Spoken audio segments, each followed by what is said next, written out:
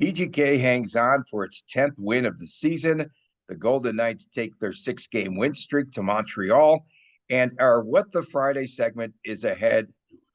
Wow, WTF time again. You're Locked On Golden Knights, your daily podcast on the Vegas Golden Knights, part of the Locked On Podcast Network. Your team every day.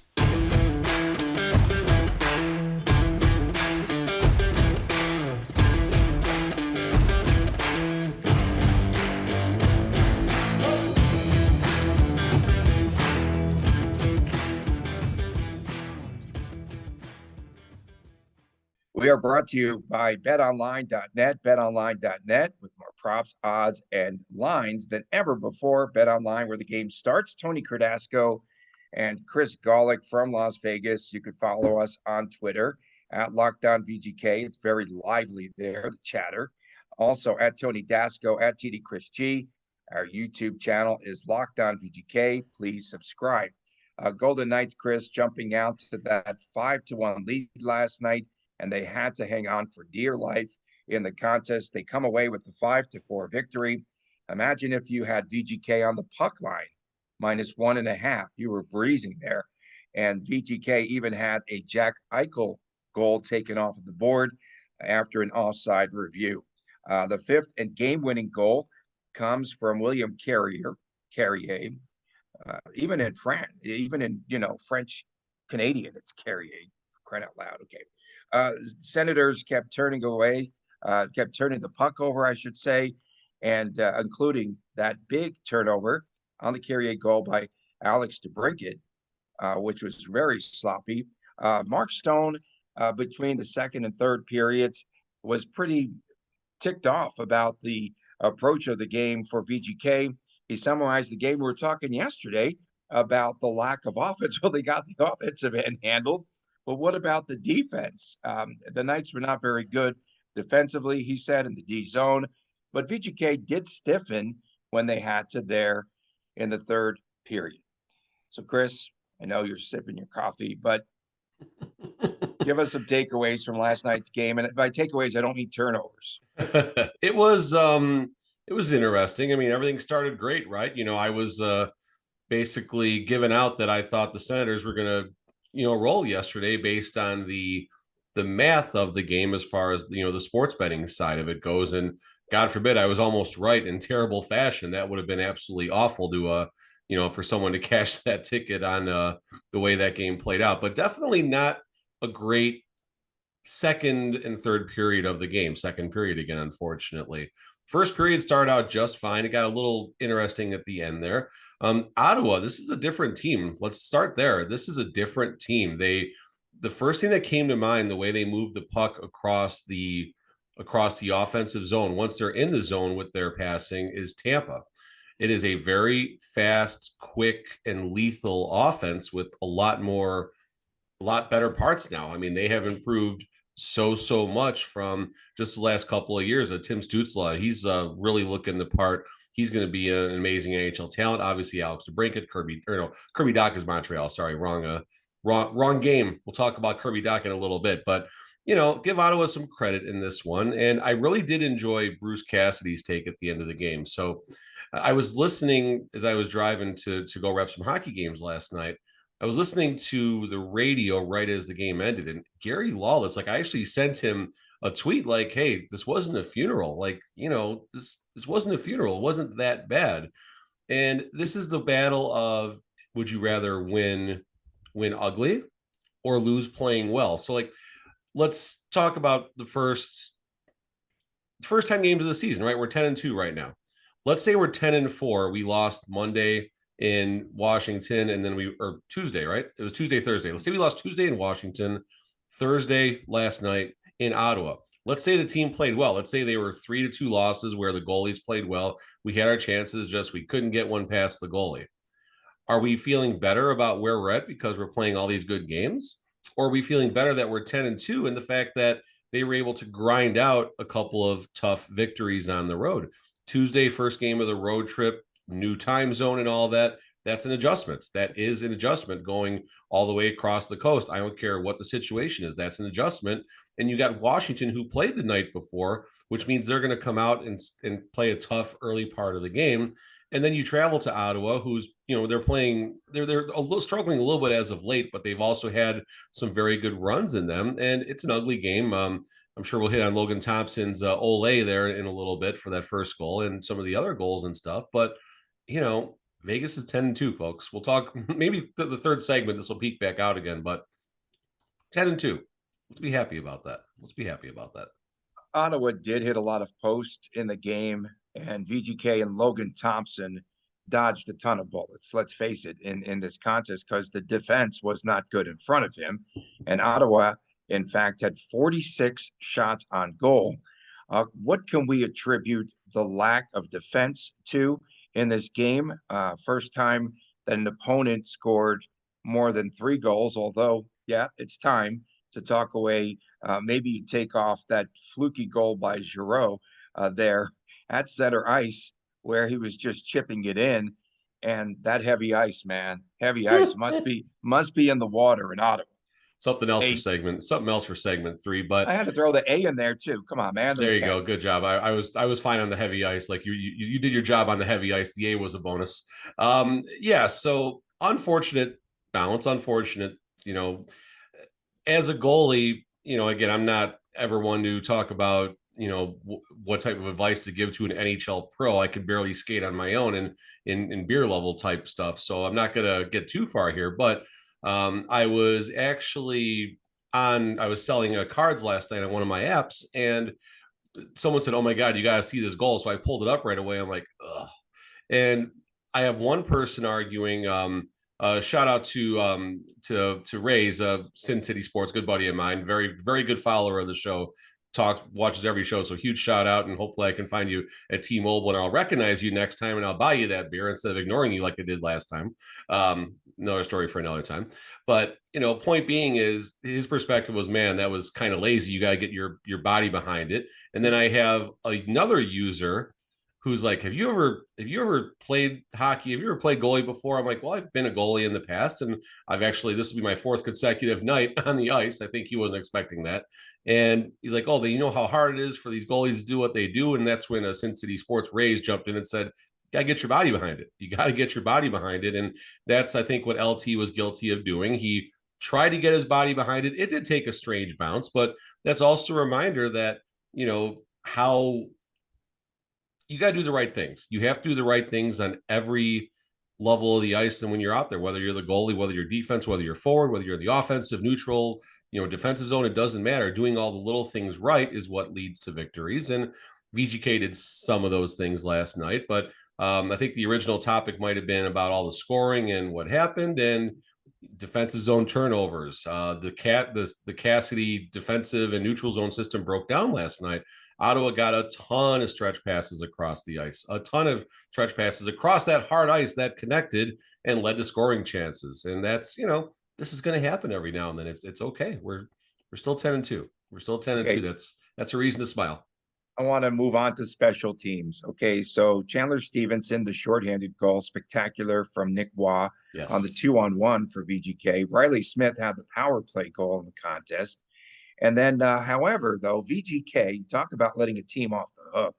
You had the 5-on-3, and they could have gotten an insurance goal, and they just could not convert. Yeah, I mean, that's, again, that was part of what Bruce Cassidy did say in his presser last night. He did allude to a couple of things. One, not being able to put the game away on the special teams. And what I also liked him say, like what he said was, was that VGK is not a 60-minute team yet.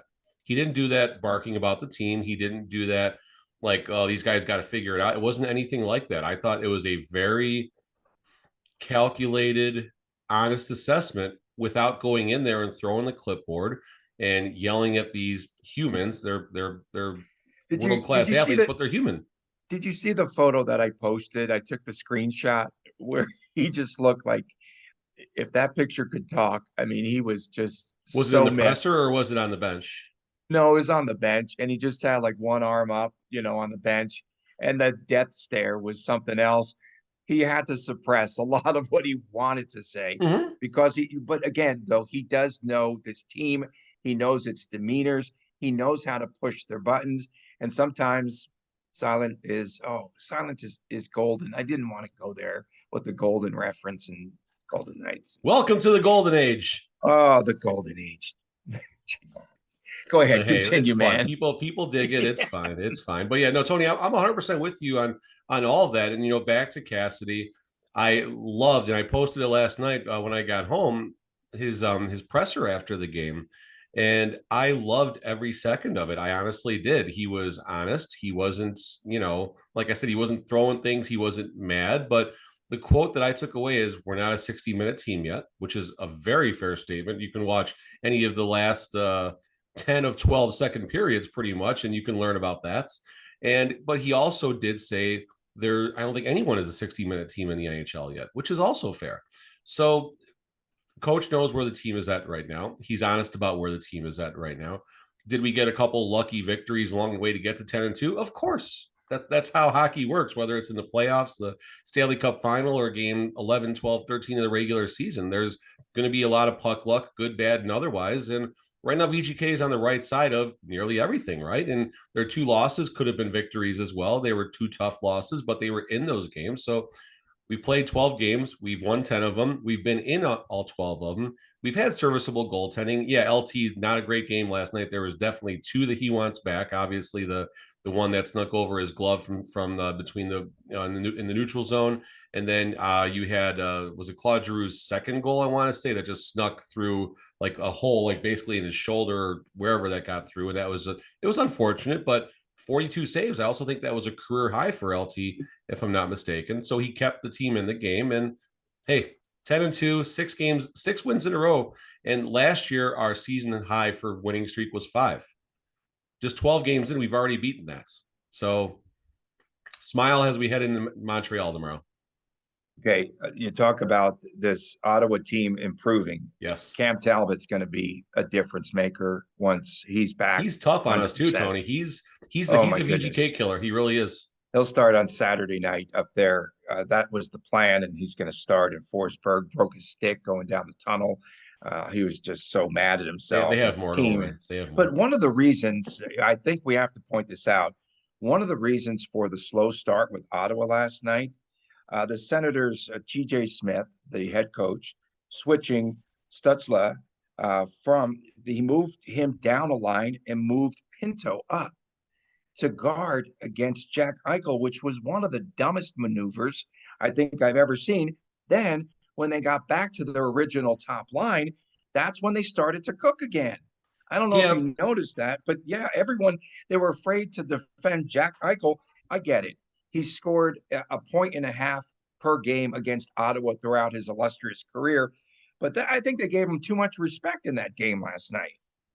So in a perfect world, and again, I don't know Ottawa's system that well, so it could be different, but in a perfect world, you try not to match up best on best. It's going to happen, obviously, but you'd rather have, especially as the home team, you'd rather have your line 1 out there against their, the opponent's line 3, line 4. So Pinto going up to line 1 hopefully was to try and keep him away from Eichel.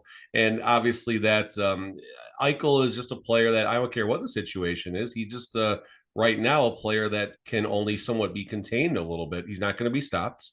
He's not going to be held back. And he's doing positive things every shift right now. And, we're going to keep on beating the Eichel drum as long as we can, because we now have a difference maker every shift he takes the ice. I'm not saying the other, 17 skaters can't do very good things out there, but we have not had a singular player who can take the game and control it and rise to the big moment every single time. And he's doing it right now. He's putting up points and, very consistent and scoring big goals. And our 80.5 line, we're on pace for about 86, 87 right now. And I'm liking where we're at. I'm hoping we can stay healthy. Hope the team can stay healthy, because like I said, the bar has been moved now. We are not, in my opinion, we were on that second and third seed most of the time in the Pacific. Let's make sure we're in the playoffs comfortably. I think that bar has now moved already to a Pacific Division contender. I think that's where our first checkpoint is of the season. Once we, start to look back at how the season 6 campaign went, and winning the Pacific, I think is the check is the goal right now. Obviously, there's bigger goals after that, but the first goal now is win the Pacific. VGK number 2 in the Locked On Power Rankings, now behind Boston. Zach Whitecloud. Ian voted like 7 times from Locked On Boston. I know. He's going Chicago style. It's more of a fix. Coming up. That's how they do in Chicago. Yeah, and it's more of a fix than we've seen with VGK and the schedule maker. Zach Whitecloud scoring his first goal of the season, and William Carrier with the big game again. 3 goals. Big week for Carrier. Big week. Yeah, so he's got 3 goals already, and we've got a lot of fans on our thread there of William Carrier on Locked On VGK.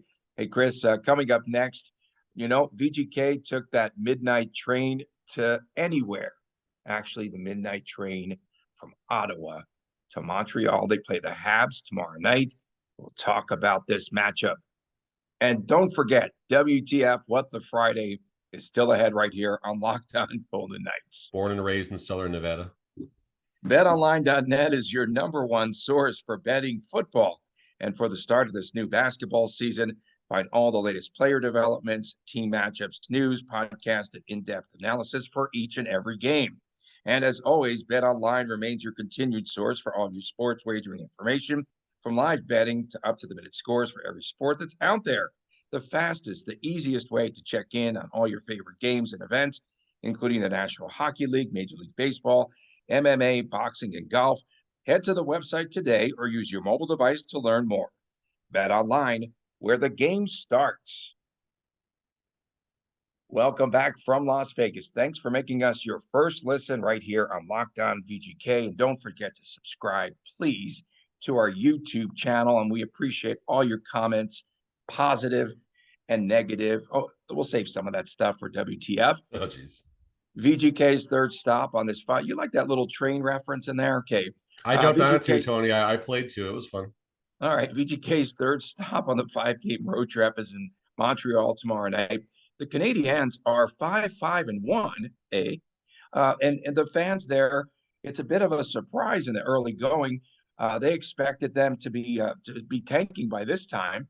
Their fans, again, feel as though they've exceeded expectations through the first month. And again, under Martin St. Louis, this is a team now that has pretty much turned to the youth movement in Montreal, but it should be another one of those fun games. No doubt. Montreal, just kind of looking up their season to date, they're 5-5 now, but they were 5-3. They had consecutive losses, which slowed them down a little bit. Look at some of their stats right now. Nick Suzuki, familiar name, obviously, to the VGK. Captain Nick Suzuki, 13 points, 11 games. Cole Caulfield is having a much better start this year than the previous campaign. He's got 12 points, but then after that, you're down to Kirby Dach with 7 points. Monahan has 6. So you're getting your top tier talent in Suzuki and Caulfield, and there is just no support staff. They're a -4 overall in their goal differential, which obviously is going to make it tough to win. But you got a Saturday night in Montreal in the Bell Center, I believe, and that is an intimidating place to walk in. What are there, 20-something Stanley Cup banners up there and all the retired names and stuff like that.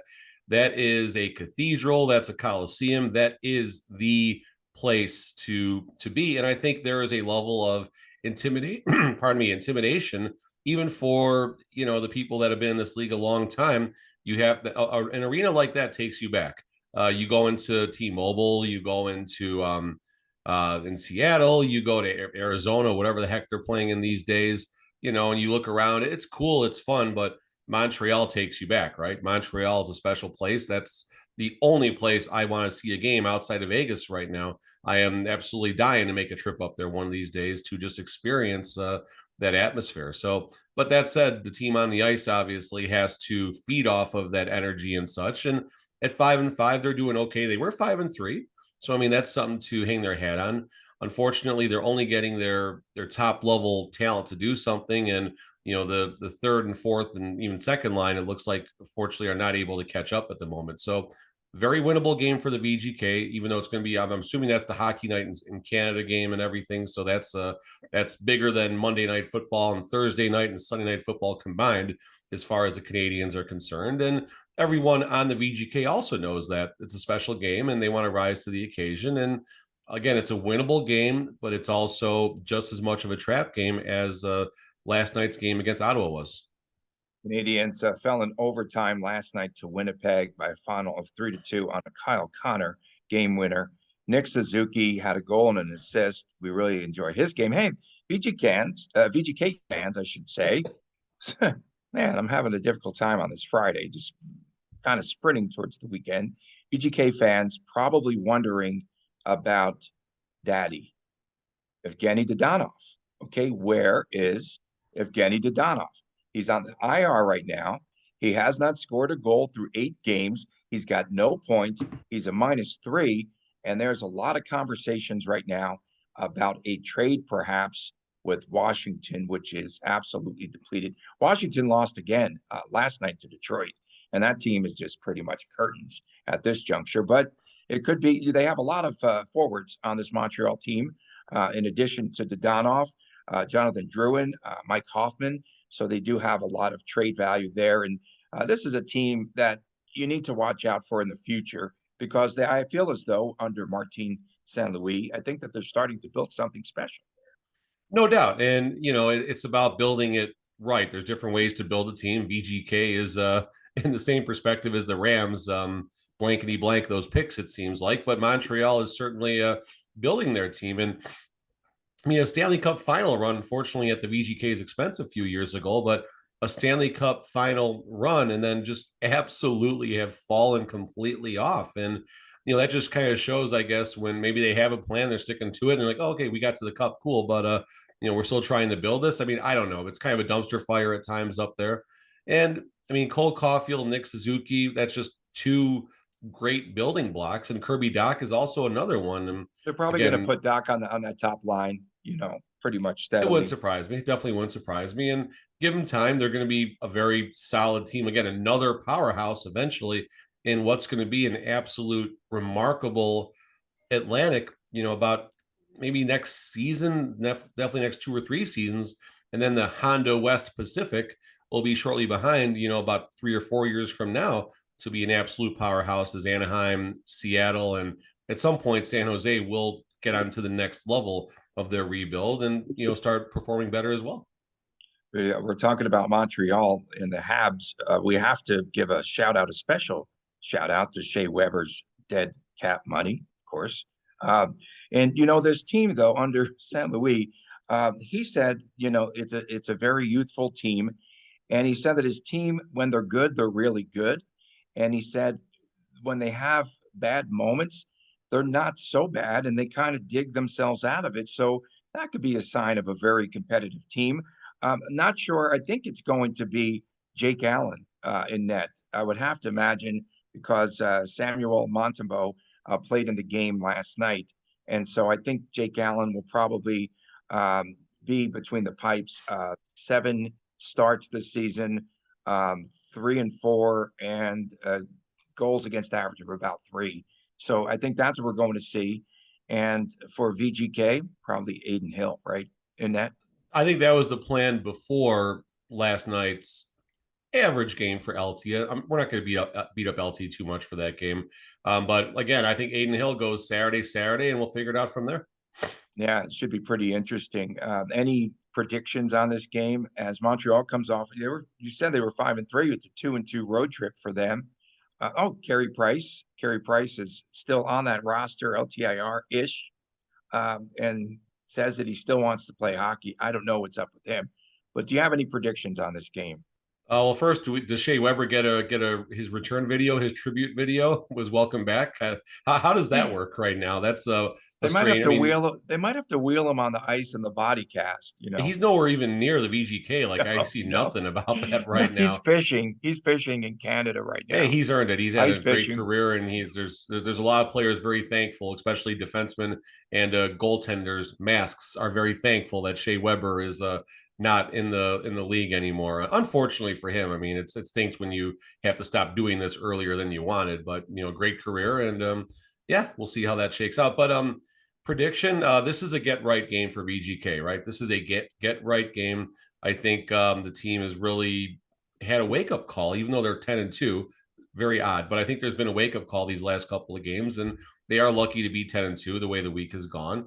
And I feel like this is a spot where VGK rolls. I feel like I'm going to go big. I'm going to go 6-1 VGK on Saturday.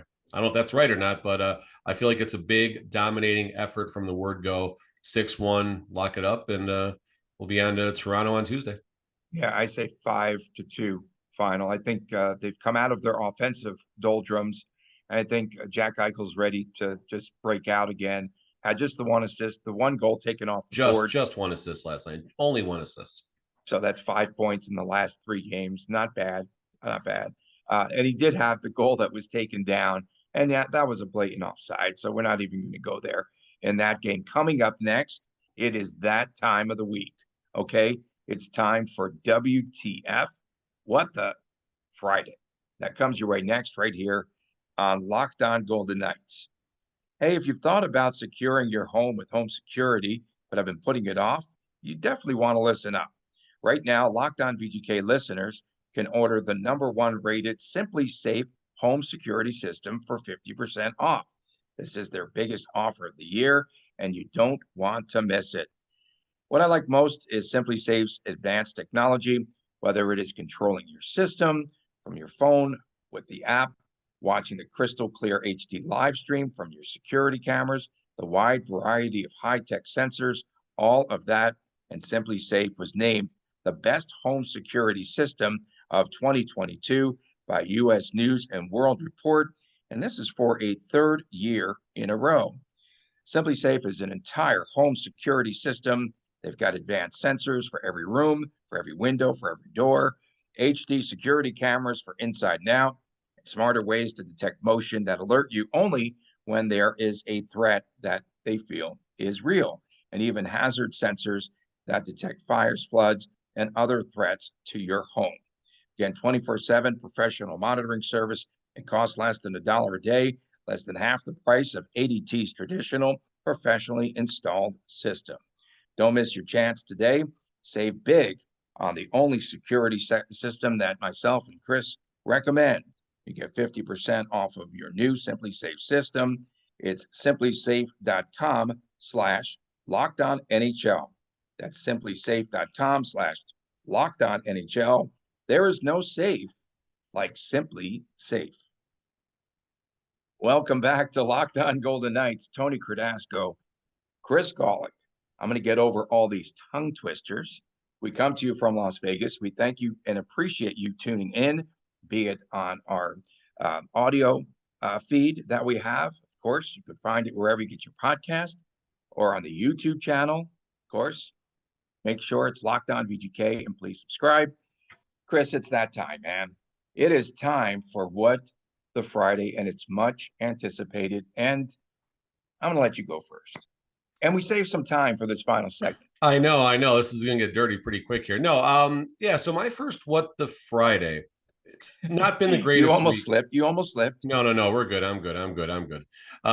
So for my What the Friday, it's been a rough week for the VGK, right? It's not been the greatest week on the ice. They're still 10-2, so let's keep that going. But twice now, we're hearing about ice conditions. Dan Duva brought it up last night in the post game, mentioning, I think might have taken Tony's.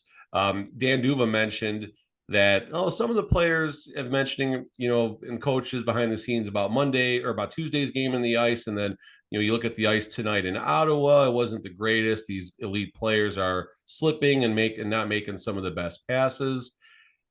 Like VGK has a couple rough games. All of a sudden, the ice is bad. There's excuses. Like just stop. Just stop. Everything is fine. If the ice isn't great, who cares? It's not great for both teams.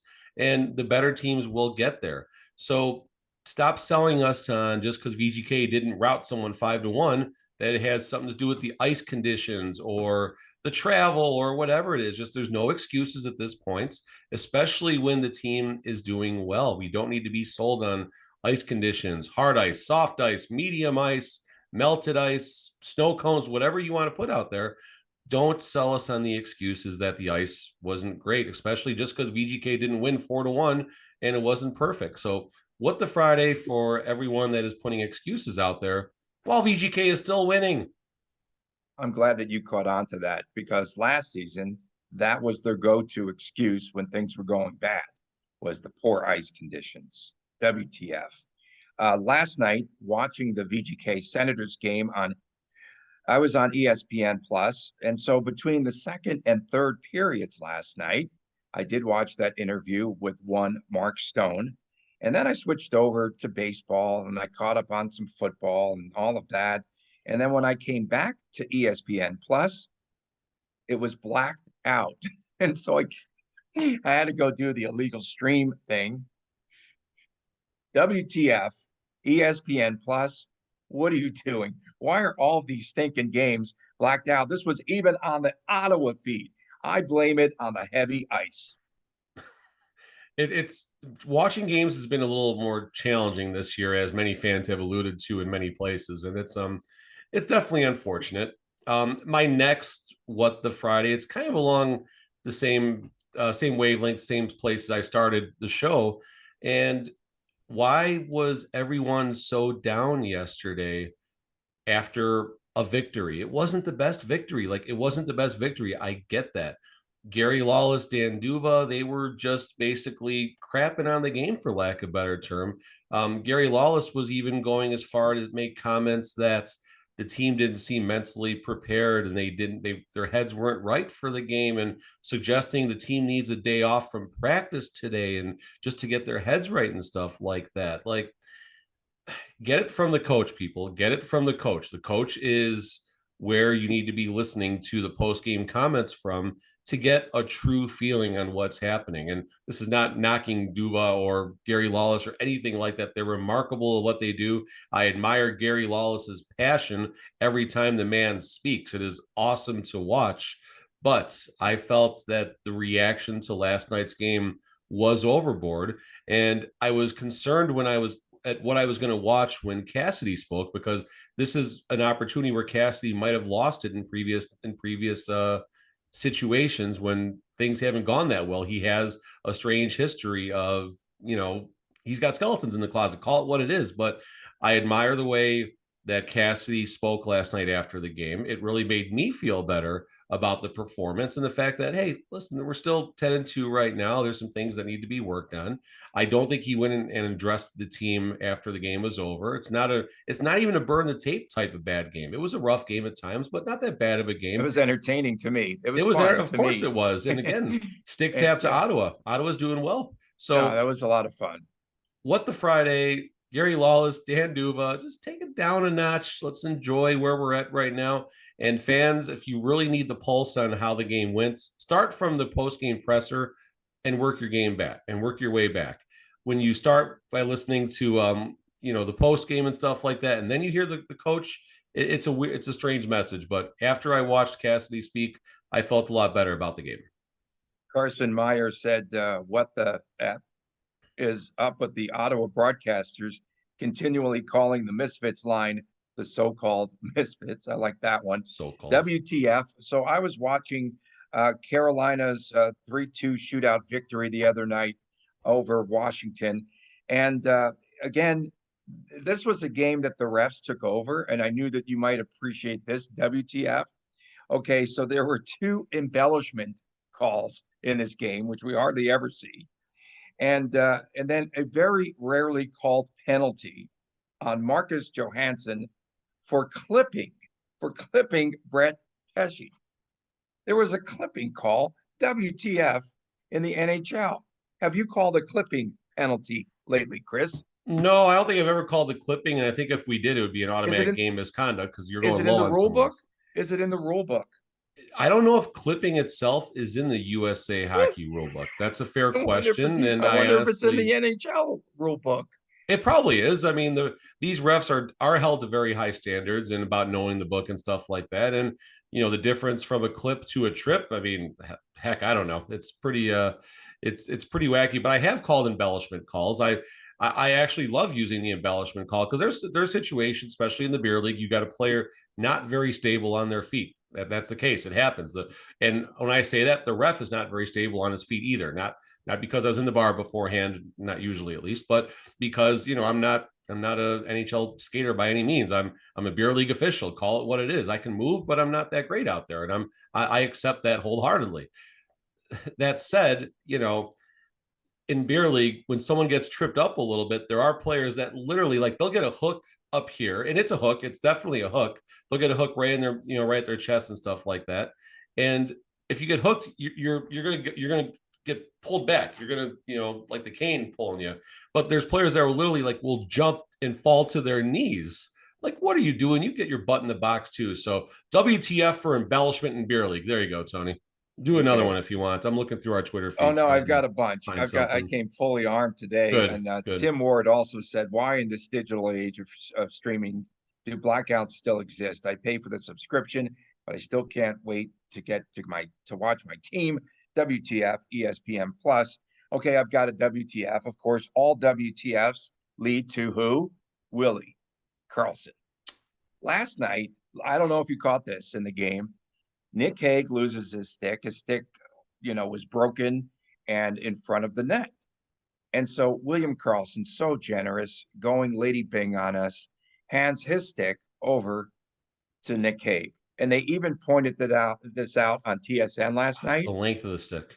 The length of the gotta stick. Gotta be. They said it looked like a little kid's stick. That's and it awesome. was. You forget how humongous, though, Nick Hague is. So WTF to Willie Karlsson's stick.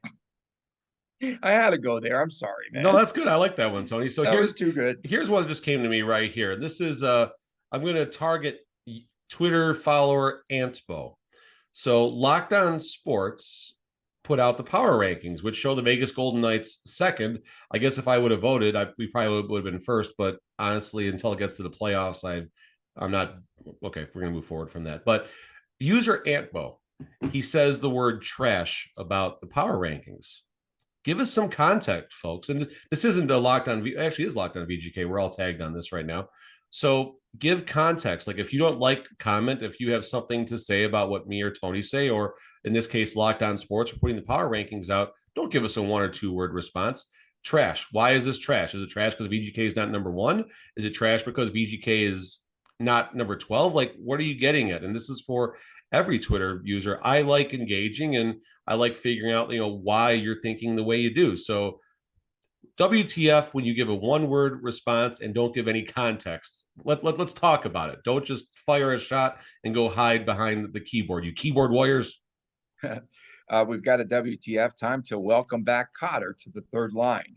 I've been dying to say that all year. That's Steve W at Steve_W5. It's pretty good. WTF. They also were blasting the retro jerseys, but there's no uniform worse than Buffalo, the Sabres, playing in their pajamas the other night. Marshmallows. Hey, what about 3 goalies? WTF. No way are they going to be able to play and platoon 3 goalies. Bruce Cassidy this past week even said he's not a fan of the 3 goalie system. WTF, 3 goaltenders. Laurent Brossoit has to be in the middle. He's got to be in the thick of this. You're going to go see Brossoit this weekend? Hopefully Saturday. If not, I think definitely Tuesday he makes start in Henderson. All right. For my man, Chris Golick, I'm Tony Cardasco. We flat out ran out of time once again. Thank you all for tuning in. Thanks for making us your first listen every day. We'll see you again on Monday right here on Locked On Golden Knights.